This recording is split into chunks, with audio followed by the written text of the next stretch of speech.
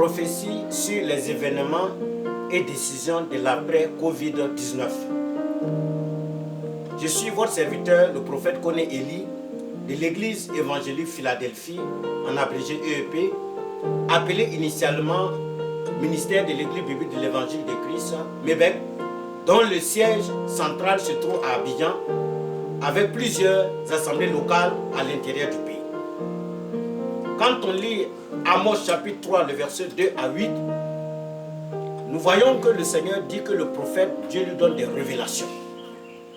Et que quand le Seigneur parle, il amène ses serviteurs à prophétiser.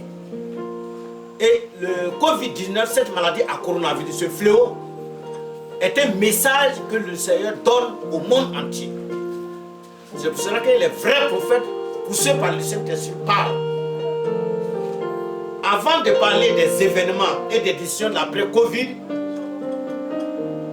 en tant que serviteur de Dieu, j'annonce la fin certaine du Covid-19.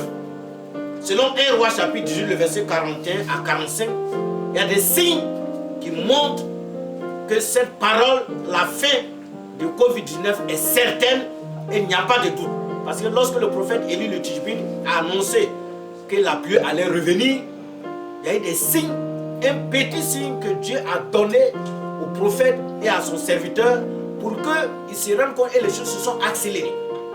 Vu les décisions que les autorités sont en train de prendre pour le déconfinement, vu les décisions qu'ils sont en train d'être prises pour chercher au moins des vaccins, des remèdes pour briser le pouvoir de cette maladie à coronavirus, confirment que ce sont des indicateurs qui montrent que ces signes-là annoncent la fin certaine du Covid-19 à partir de fin avril 2020.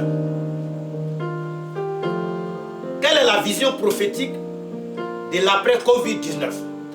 Il faut se rappeler à la parole de la vraie prophétie en se souvenant de ce qui s'est passé dès les temps anciens en Israël et en Égypte. Dans Isaïe chapitre 46, le verset 9, Dieu dit de se souvenir de ce qui s'est passé les temps anciens. Et dans Jérémie chapitre 23, le verset 28, Dieu dit que le prophète qui a reçu un songe raconte le songe. Et celui qui a entendu sa parole rapporte fidèlement sa parole. Après la sortie d'Israël de l'Égypte, l'Éternel a montré ses voies et révélé ses œuvres aux enfants d'Israël. Il a montré ses voies à Moïse et révélé ses œuvres aux enfants d'Israël selon le psaume 107, le verset 3. Et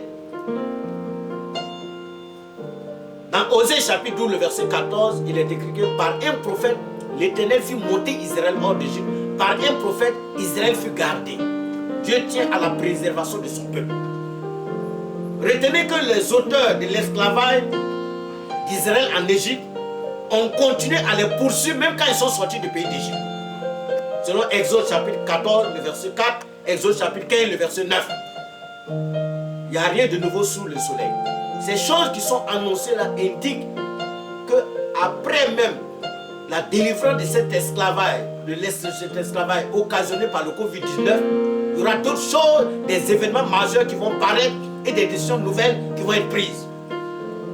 Voici ce que l'Éternel a fait. L'Éternel, dans Exode chapitre 14, le verset 27, 31, Exode chapitre 15, le verset 13 à 14, Dieu a brisé la puissance de Pharaon et de son armée. Dieu a délivré son peuple. Dieu a fait des choses pour que son peuple même se rende compte que l'Éternel est vivant.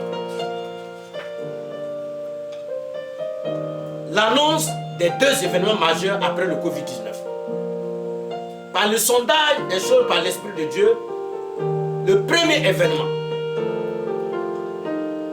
une grande tentation s'annonce, va paraître après le Covid-19. Bien que les signes de la fin définitive du Covid-19 soient en train de se mettre en place, mais il faut que les hommes, tout le monde doit se rendre compte, selon la parole de la vraie prophétie.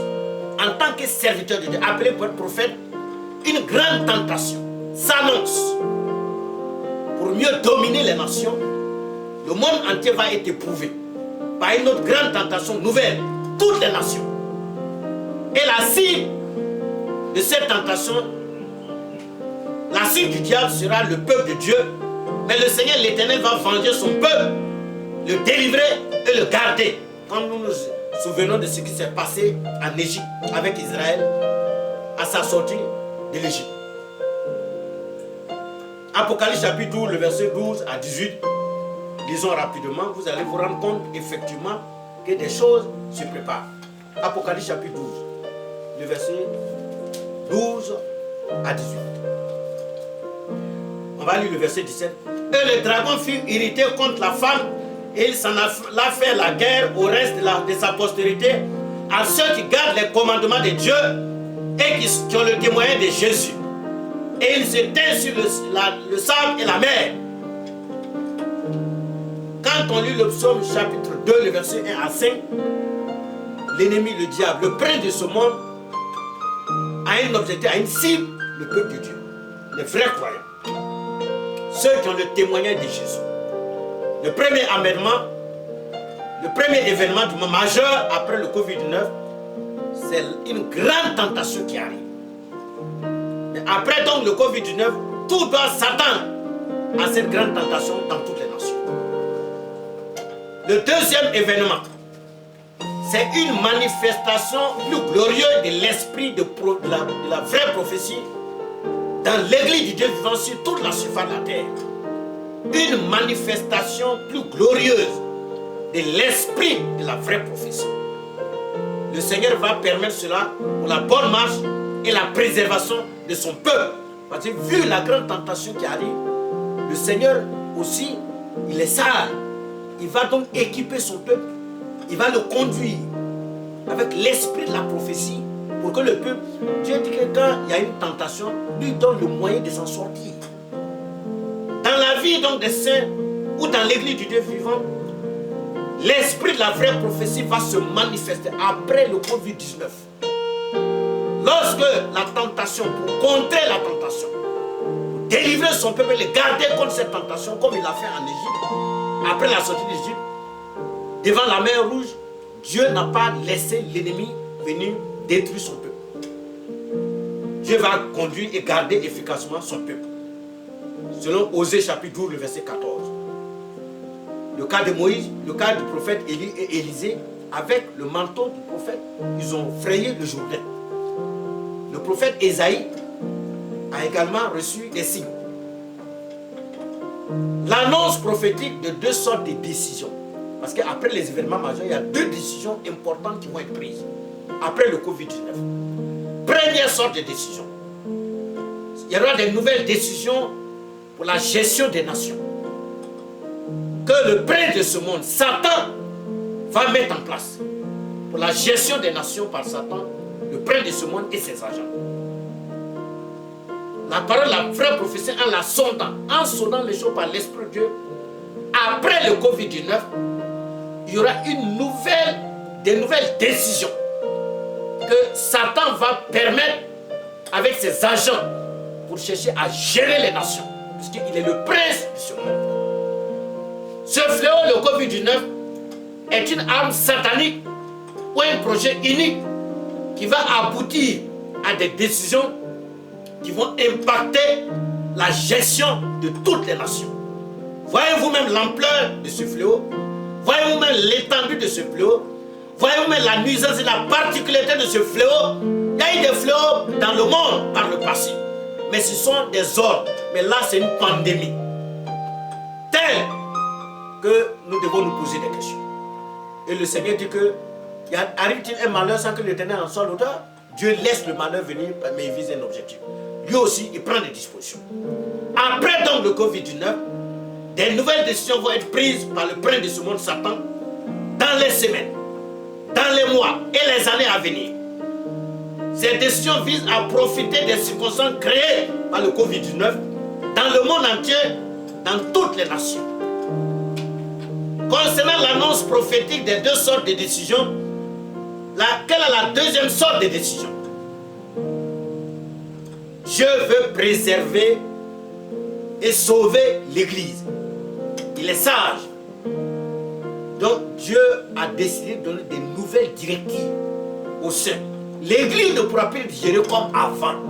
La preuve même, les effets de ce flot-là ont déstabilisé l'Église.